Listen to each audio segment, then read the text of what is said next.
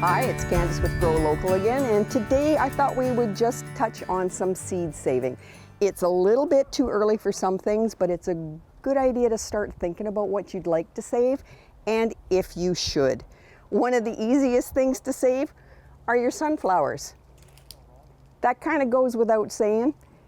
Each one of those, the center of your sunflower, is a whole bunch of little teeny tiny flowers, and that's why you see the bees crawling all over it so much, because they're pollinating it. And if they all get pollinated, you can just rub the tops off and you've got all these lovely seeds in there. And these are what you save. You can toast them and roast them and eat them. You can use them for arts and crafts, but if you're really smart, you're going to put some in a bag. Make sure that they're really, really dry though, okay? Leave them outside on a pan until you are sure that there's no moisture left in them. And then you can just store them. When you are storing seeds, one of the things I should tell you at the very beginning is make sure that your storage area is cool and dry. Warmth and moisture causes seeds to sprout. So wherever you've got them, make sure it's cool and dry. If you have concerns about drying, use paper bags. Or there are those little envelopes that you can get from the post office for coin and stuff. They work out really, really well too. If you are sure that they're really dry, you can use small jars, you can use big jars, depending on how many you're gonna save, or you can do what I do and just use plastic bags. A lot of times, because my garden's not that big and I don't need that many seeds, I just use the little dollar store plastic bags. But I make sure that these things are really, really dry before they go in, because otherwise the moisture's trapped in there and they're gonna get moldy, okay? And then they're not viable. But more on that in a bit. So, sunflower seeds, number one, soft and fuzzy. You'll know they're ready when they start to droop, because that's when they're protecting themselves. They don't want the birds to see how ripe and ready and lovely they are. And I think next I will show you lettuce. This is a dried one. This, you guys, I'm sorry, but all my little blossoms closed back up. But they kind of look like little dandelions, and they've got, on this one, it's a nice little yellow flower that you get, and they open up. When they are ready, they look a lot more like a dandelion seed head. And you see all that little white fluff. It's all attached to a seed, and it's designed to float away just like dandelions are. So with this, we'll see if it works. It's kind of windy. I don't want them all to blow away. What you're going to do is just pick off that fluff, and it's all attached to little tiny seeds. And when you pull off the fluff, you've got the seeds there. This might be a little tricky to show you. I already did some just before. Where did I put them? There. I picked some off just before you got here because I really wasn't sure how this was going to work in the wind. But this is how tiny the seeds are, okay? They're just little itty bitty things. But each one is going to grow into a new head of lettuce. So figure out how many you need. This is just off of one lettuce plant. When they bolt, they can get really tall. And like I said, they get the lovely little yellow flowers. They'll all open up. They don't always open up at the same time. So you can either go around when it's nice and dry and pick them off then, or you can just pick and choose which ones you want. Pick a branch off like this has been done. It's not actually that hard to do, you guys. But look at all the little seeds that are there. And I'm probably going to have renegades all over the garden now, because we're going to move on to the next one. My mama tried. This is anise hyssop. I'm going to throw that one at you because it's in front of me. It's got super, super little tiny seeds. I love this one. It's the one with the leaf that tastes like black licorice. Use it for flavoring drinks and stuff. I used to just grow it in pots outside of a townhouse window, because then the chickadees would come and they'd all hang onto the stems and eat all the seeds. But this isn't quite ready, but you could see inside where the seeds are just starting. And if you give it a shake, you can actually just walk around, give it a shake, the seeds fall right out. Super, super easy. They're a really, really low maintenance plant. If I remember correctly, they prefer poor soil, so you don't even have to worry about feeding them a whole lot. And again, I'm gonna have so many volunteers in this little garden patch right here. It should be fun. And peas and beans, two of the most popular things to try to save. What you want to do with those is you have to wait until your vines are really dead and dry and your pods are really crisp. And you want to be able to hear them rattle. Oops, that one popped open. I'll try this again. So you can hear the pods rattling in there. That's when you open them up and you get your peas out. They're really, really wrinkly. That's a good thing because that means they're already drying out. You don't have to really worry about the moisture content in it. And you can pop it into a bag and you can save them. Now some people, peas and beans are one of the easiest ones because they don't readily cross-pollinate, which makes it easier to know what you're going to get next year. Some things do cross-pollinate, and like squashes and zucchinis, if you were to grow those in close proximity, if they cross-pollinated, your zucchini is going to be the zucchini that you want to eat this year, and your squash is going to be the squash that you want to eat this year. But if you save those seeds, next year, you might get something really weird. Might taste better, might taste off, might look really weird, but it's entirely up to you. If you want to take the chance, go for it. Sometimes it's a lot of fun. If you really, really want to get just what you grew, as in it's a specific pumpkin or a specific squash, think about it for next year because you're going to have to figure out how much space it needs away from the other things that you want to grow, or you just grow one kind of squash or one kind of zucchini so that they don't do that on you. But we can get more in depth on that at another time. Those beans that I have hanging behind me, they're not quite ready yet. They're still nice and they're kind of sticky and hairy feeling. But when the vines dry, the pods will dry right up. They're super crisp. And when you open them up, this is what the beans are like. They're hard, they're shiny, they're dried, they're ready to go. You can either save them for next year so that you've got the same kinds of beans, or you can stick them in your soup pot, your bean pot, make all sorts of wonderful things out of them. I don't know if anybody has seen what a radish does. If you let your radishes go, they get really, really bizarre looking. They almost look like rat tails or something, but that's a radish pod. Your radish will get big and huge and then it sends up flowers and you get these coming off the end. And when you open them up, you will get your seeds. See if I can get that. So that's what your radish pod looks like. That's what the seeds look like. This happens to be a French breakfast. And I love these guys. One of my faves. And I'm not opening that pod because I have to show some kids what they look like later. But there's your peas. There's your radishes. You got your beans. If you are growing spinach or beets or Swiss chard, make sure you're labeling. If you're saving seeds, make sure you're labeling them because this isn't not ready to be saved yet piece of spinach, but we thought we'd take it and show it to you anyway. But they're little clumps of seeds. They come in clusters. So does Swiss chard. So do beets. And they all look really, really similar. So if you don't have them marked, you just might be planting what you're not expecting next year. Okay? So that's something to know too. Swiss chard, I should say too, it's a biennial. So you grow your Swiss chard the first year and you can eat it like crazy. Just cut it off at ground level. Next year it will sprout again. And if you want, you can eat it. It's not quite as flavorful the second time. And then it is going to bolt on you, and it's going to grow, and it gets ridiculously tall, and you get a multitude of seeds on it. And I have some growing against the back fence that I'll show you.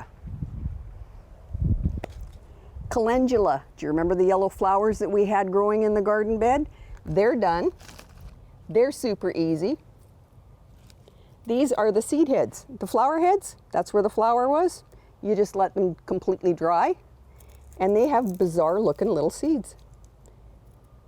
Some of them look like worms, some of them look like little seahorses. But those are already dried. You can just pop them in a bag, and you can save them for next year so that you've got lots of blossoms for your salads, roots for your creams, and all sorts of neat things like that. And I think I will say we'll do the chives. Remember I said the chives get blossoms? If you leave them long enough, the blossoms go like this. And you just squeeze them, roll them between your fingers, and you get all these lovely seeds. And if I remember correctly, regular chive blossoms are white, and garlic chive blossoms are pink. And I might have that backwards, and for the life of me, I'm doing a brain fart, you guys. But you'll figure it out. You'll know what you planted. And we have parsley.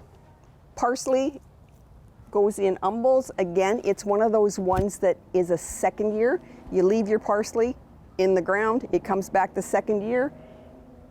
It looks pretty nasty for most of it. But when it's dry, all you have to do is crumble and rub, and there are all your parsley seeds. Dill is much the same way, only it will go to seed the first year. Now, how about, I think we'll do the tomatoes because the wind's kicking up. So with tomatoes, you want to make sure that you are leaving your tomatoes until they are really, really ripe. Or if you've got one that's damaged, it's really nice and ripe, but an animal came by, took a chomp out of it, or it's got too much blossom end rot, or it's too deformed, you don't want to eat it for whatever reason. You can still use it. And there are a couple of ways to do it. These, you guys, I'm really sorry. I wasn't really thinking about you, and I did have tomatoes that were really, really super ripe, so I ate them. So this one isn't quite ready to do this to. Like I said, make sure it's fully developed, really ripe, almost overripe. And then you are going to take your seeds and you're going to put them, all that gel and that pulp. It's the same thing with cucumbers or melons. They all have a jelly-like substance around them, and that's a protective coating. And it's more pronounced if it's when they're just about ready. But that's a protective coating that they have on, which is why they usually get eaten and then pooped out, and then they'll grow. So what you want to do is ferment them. And all you're doing is taking all that juice and all those seeds, and you put them in the bottom of a glass jar. And when you've got as many as you want, pulp and seeds, add some water. And then you're going to let it ferment. And you're going to just leave it on the kitchen counter for 2 or 3 days, not probably any longer than that. It's going to get that fermented foamy stuff on the top, and it's going to look pretty nasty, but you can pick up the jar and you can give it a swirl a couple times a day. And you'll find at the end of the second or halfway through the third day, the viable seeds have sunk to the bottom, and all the seeds that aren't any good and all the pulp will have risen to the top, so you can scoop all that off. Then you just drain them into a sieve, rinse them really well, put them on a paper plate or a paper towel or just a towel to dry, and then package them up either in a paper bag or a plastic bag, your choice. And you've got your tomato seeds. Some people, oh, and if you have fruit flies and you drink wine, just put your little wine cover on. Some people will just take the seeds right out of the tomato and they just splooch it. That's my word. You're just splooching it on a paper towel and you just let them dry out there. And you can just leave them as is, nicely dried. Or if you don't care for that, when they are dried, you can just pop them off, put them in your paper bag or your plastic bag with a label, and you're good to go. Takes up less room. But it works really well. So you got two choices on that one. What else did I want to talk to you about? Let me see. The infamous carrots. Carrots are another one that are biennial, which means this year you grow your carrots and leave a couple in the ground. If that's a hassle for you and you can't do it that way, you can actually pull those, because you want to, and I'm thinking you want to get your whole bed redug and rejuvenated for next year and all cleaned up. You can actually take those carrots out of the garden bed that you want to save and put them in a pot of soil. Just pull them up, replant them. The greens are probably going to die off on you. Not a big deal. They're going to die anyway over the winter. But next spring, those carrots in the ground are going to send up new green growth. Only it's going to get flowers on it. And you guys have all seen the wild carrots that are growing everywhere. So you've got the white flowers, looks like this. When they get pollinated, they start to, I'll just show you this one, it's too windy. They start to look like this. They get all the seeds. It would have been out like this with all the white flowers on it.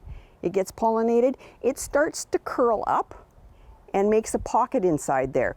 And they're protecting themselves, and what they actually are doing is trying to save moisture in the bottom of that pocket, because where they originated, it's really, really dry, and the seeds in the center get the moisture, they start to sprout, and when they land on the ground, they've got a better chance of growing.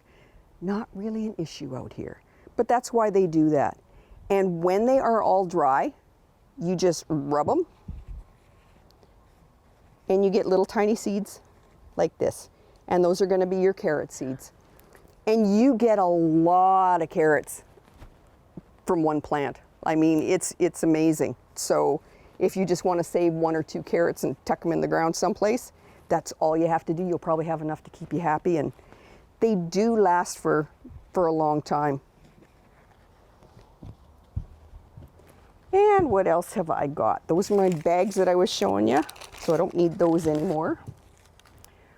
Oh, these, you guys, are garlic bulbils. I've just pulled some off. Do you remember when we pulled the garlic up and I said if you didn't cut off the scape, you would get a ball on the top and it would grow into bulbils? That's what they look like. Mine, I've just pulled a few out of the heads because I don't think that they're quite ready yet, because there's some really skinny ones. There's some nice fat ones, but these are what I'm going to plant in a pot in the fall when I plant my regular garlic cloves. And next year these guys will still be small, but they should produce maybe a marble-sized ball of garlic, and I will save that, and the following year I'll plant it again, and that should give me a small bulb of garlic with actual cloves on it. Sometimes they go to regular size, but I am going to try it. I think it sounds like it's fun, and that's what gardening is about. It's just trying different things, seeing where you go with it. And then last time I was talking, I got told that I had forgotten to say some stuff about corn. Now, that's where my corn was. And I do have some glass corn that's kind of surprising me. I've got some tassels on it. And I have one little thing of silks. I don't know if you can see that. But that's a little thing of silk. And it's the pollen is going to fall off the tassels onto that silk. And I don't know if you guys know or even thought about it, but you see all the silks and you see how far down they go? Each one of these silks is attached to a kernel of corn. So when you get those cobs of corn and they look like they're, well, geez, there's no kernels here and there's a whole bunch missing up there, it means that the silks got damaged somehow, or they did not get pollinated. I was really wondering how well I do here with mine, because the wind does come through, it blows this way, and I had 3 on the outside and 2 on the inside. The one that I had on the corner, that's actually the only one that I had that looked like it hadn't been fully pollinated. It had bare patches all over the place, but that's because the wind blows this way, which is one of the reasons why they say when you're growing corn to try to grow it in a square or a whole bunch of rows together, because it does need the wind to be pollinated. And I just thought that was kind of cool. There is one, if you go onto YouTube, there is one university that shows how to do it, where they actually put, when the ears start to come up, they put a paper bag over it and they leave it until the pollen comes out. Then they put a bag over the pollen.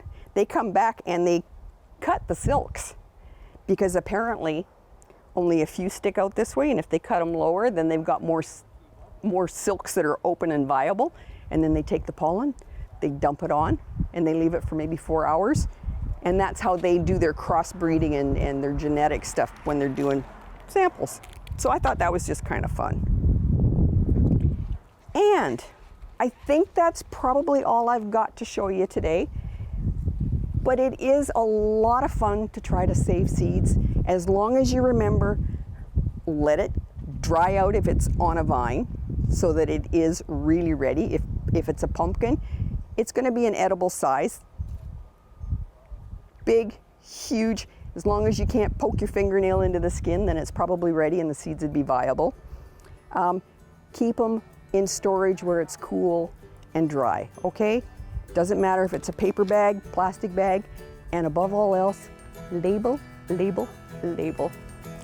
Thanks, and I hope you enjoyed this. Bye.